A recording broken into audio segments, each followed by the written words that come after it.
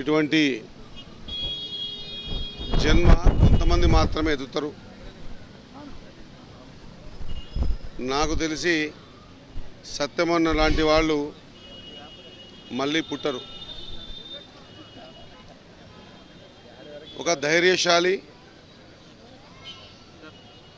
ఆపదలో ఉన్న వ్యక్తి తన చెంతకు చేరితే అనా నాకు ఈ ఆపదంగా ఉంది అంటే అవతల పక్క ఎంత పెద్ద ఇష్యూ అయినా భుజ స్కంధాల మీద వేసుకొని తనని శరణు కోరినోన్ని బతికించాలనేటువంటి తత్వం ఉన్న వ్యక్తులు చాలా అరుదు ఈ రోజులల్లో.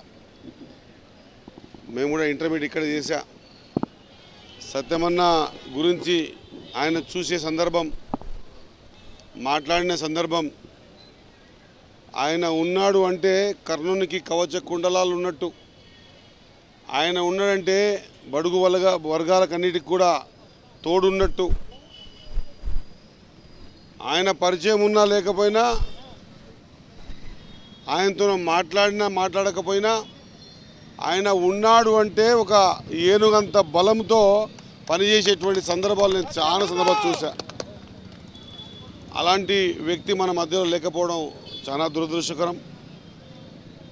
ఖచ్చితంగా ఆయన ఆశయ సాధన, ఆపదలో ఉన్న వ్యక్తిని చెంతకు చేరినప్పుడు ఎటువంటి సందర్భమైనా ఆయన కాపాడాల్సిన బాధ్యత మన మీద ఉంటుంది అనేటువంటి వ్యక్తి. ఆ పురాణంలో చదివాం, కానీ ప్రాక్టికల్గా మన మధ్యలో ఒక సామాన్య కుటుంబంలో పుట్టి ఈ స్థాయిలో ఉమ్మడి రాష్ట్రం, ఆ రోజు ఆంధ్రప్రదేశ్ కాదు ఇంకా ఇతర పక్కల కొంత కర్ణాటక, కొంత మహారాష్ట్రలో కూడా ఎర్ర సత్యమన్న పేరు చెప్పుకొని బతికిన వాళ్ళని చాలామందిని చూశాను నేను.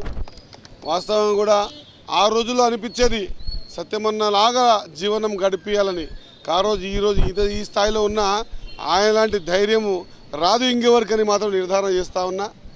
సత్యమన్ననే నిజంగా కూడా ఆయన ఆశయ సాధన, ఆయన వెన్నంటి ఉండేటువంటి వర్గాలు, నిమ్న జాతులు, బీద బడుగు బలహీన వర్గాల కోసం ఆయన పడే తపన నిజంగా కూడా మనం ఆయనకు నివాళులు అర్పించాలంటే మనమందరం కూడా చేతనైనంత వరకు మనని సహాయం కోరి వచ్చిన వ్యక్తికి వెన్నంటూ ఉండి నేనున్నా నీకెందుకనే ధైర్యం ఇచ్చి ఆ ధైర్యంతో ఆయన జీవితం గడుపుతూ ఉంటే నిజంగా కూడా సత్యమన్న బతికి ఉన్నాడు అనేటువంటి మాట మనం ఒకసారి ప్రూవ్ చేయొచ్చు అన్నమాట మీ అందరికీ తెలియజేస్తూ